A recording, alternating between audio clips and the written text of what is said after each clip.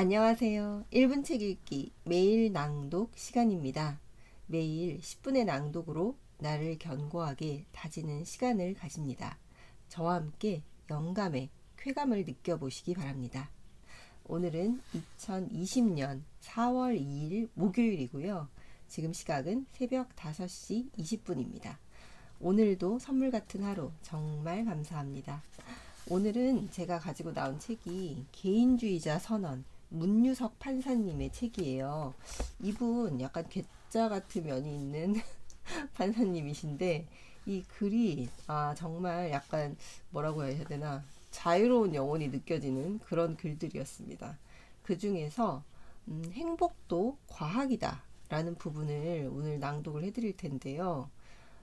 자기의 행복에 대해서 사실 무관심한 사람은 이 세상에 하나도 없겠죠.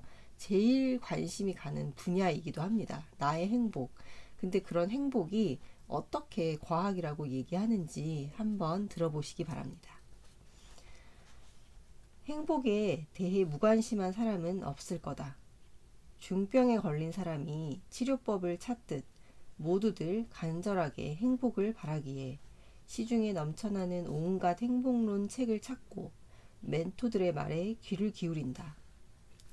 그런데 궁금한 것은 중병에 걸리면 최고의 대학병원을 찾아 최신 의술에 의지하면서도 왜 행복에 대해서는 최고의 과학자들이 연구한 최신 연구 결과를 먼저 찾지 않는지다.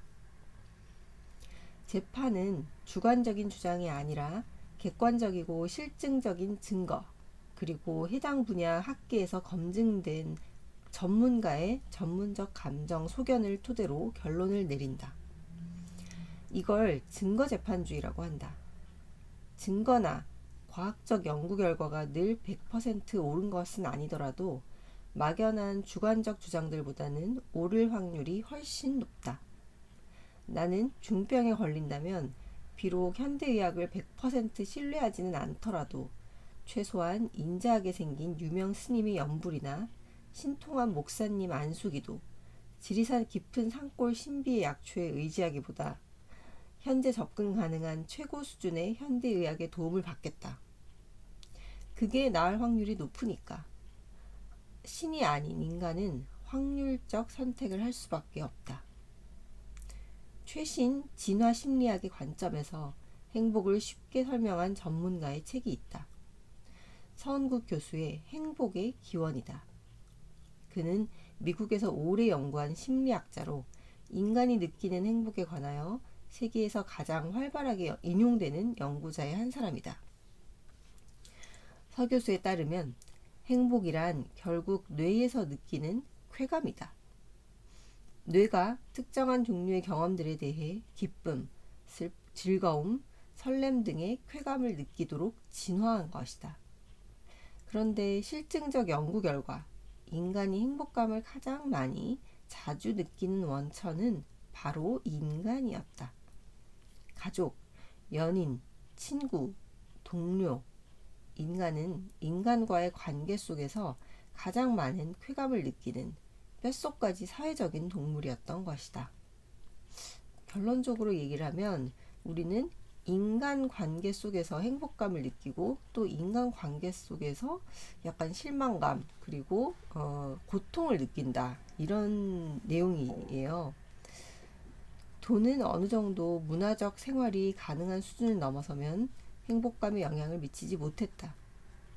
가장 행복감을 느끼는 그룹의 사람들은 천성적으로 사회성이 높은 외향적인 성격이었다. 이유는 간단하다. 다른 모든 생명체처럼 인간에게도 생존과 번식이라는 유전자의 명령이 핵심 과제다. 오랜 진화 과정에서 인간에게 생존과 번식의 가장 필수적인 자원은 동료 인간들이었다. 그러니 생존과 번식에 유리한 활동, 즉 동료 및 이성과 어울리는 활동을 할 때 뇌에서 쾌감이라는 보상을 주어 이를 촉진시키는 쪽으로 진화한 것이다. 물론 수십만 년 이상의 자연 선택 과정을 통해 다양한 돌연변이 개체 중 이런 보상 체계가 발달한 쪽이 우세하게 생존하고 번식에 성공하는 것의 반복으로 말이다. 서교수가 이야기하는 또 한 가지 중요한 행복의 메커니즘은 행복은 기쁨의 강도가 아니라 빈도라는 것이다. 이게 오늘의 중요 포인트인 것 같아요. 행복은 기쁨의 강도가 아니라 빈도라는 것이다.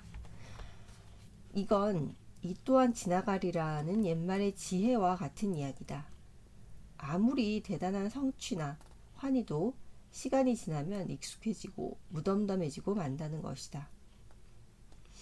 그건 심오한 인생 철학의 문제이기 이전에 생물체의 기본 메커니즘인 적응 때문이다. 한번 맛있는 먹이를 먹었다고 영원히 동굴에 누워 그 즐거움만 만끽하다가는 굶어 죽는다. 다시 사냥을 나가도록 등을 떠밀려면 지나간 쾌감은 잊고 새로운 쾌감을 쫓도록 해야 하는 것이다.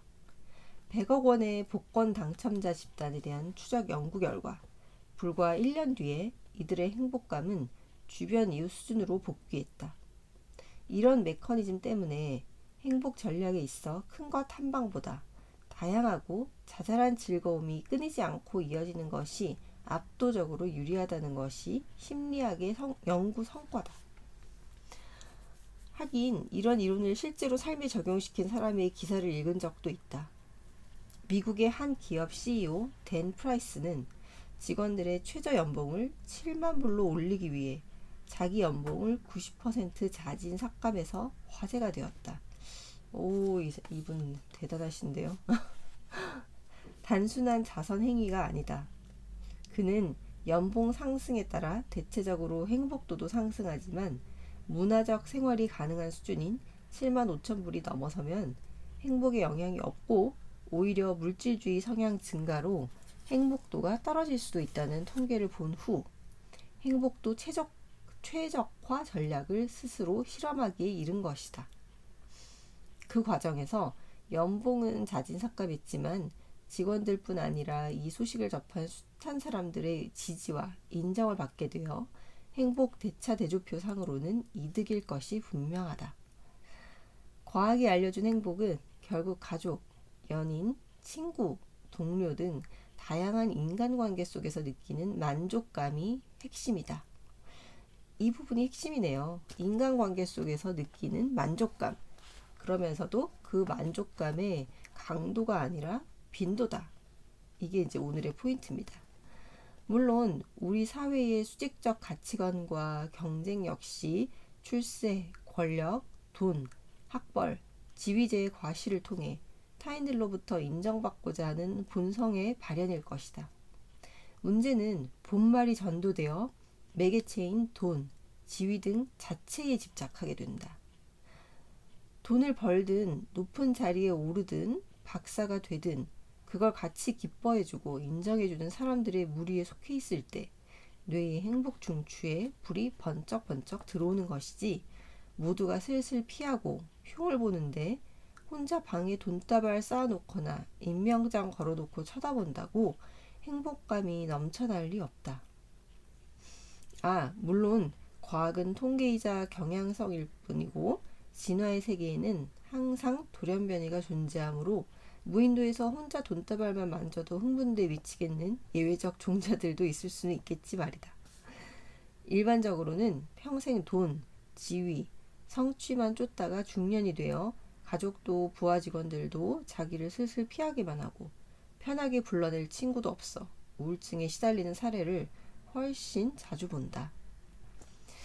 뭔가 이제 퇴직을 하고 나면 이게 일로서 느끼는 성취감은 없어지고 그걸 이제 관계에서 그 행복감을 찾아야 하는데 그 방법을 모르거나 그 내용을 모르고 있다면 우울증에 걸리기 쉽다는 그런 얘기입니다. 사회 구성원 모두가 획일화된 목표를 놓고 피 튀기는 경쟁을 하는 건 필연적으로 행복의 승자 독식을 낳을 뿐이다. 어차피 경쟁할 수밖에 없다면 전장을 무수히 쪼개어 승자를 많이 만들어내는 것이 낫다. 가성비 좋은 행복 전략이라는 관점으로 생각하면 직업이 인생의 전부인 것처럼 집착할 필요도 없다.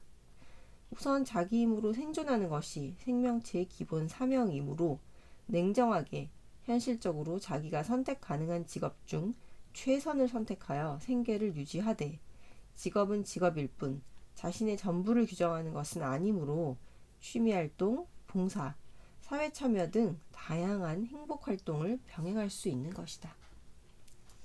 춤추는 것을 좋아한다고 반드시 백댄서가 되어 평생 춤만 춰야 하는 것은 아니다. 일하면서 동호회 활동으로 주말에 홍대 앞에 나가 춤을 춰도 행복할 수 있는 것이다. 자기 재능과 열망의 크기에 따라 합리적으로 선택하면 그뿐이다. 이런 식으로 위험을 분산하면 행복할 기회가 늘어나고 소소한 행복의 플랜 B, 플랜 C를 계속 만들어갈 수 있다. 행복은 기쁨의 강도가 아니라 빈도라는 과학에 따라 결국 우리가 더 불행한 이유인 수직적 가치관을 버리고 수평적 가치관이 지배하는 사회를 지향해야 한다는 얘기다. 이것은 모두 과학적으로도 검증 가능한 이야기다. UN 발표 2015 세계 행복 보고서에 따르면 행복지수가 높은 국가 1위에서 5위는 스위스, 아이슬란드, 덴마크, 노르웨이, 캐나다다.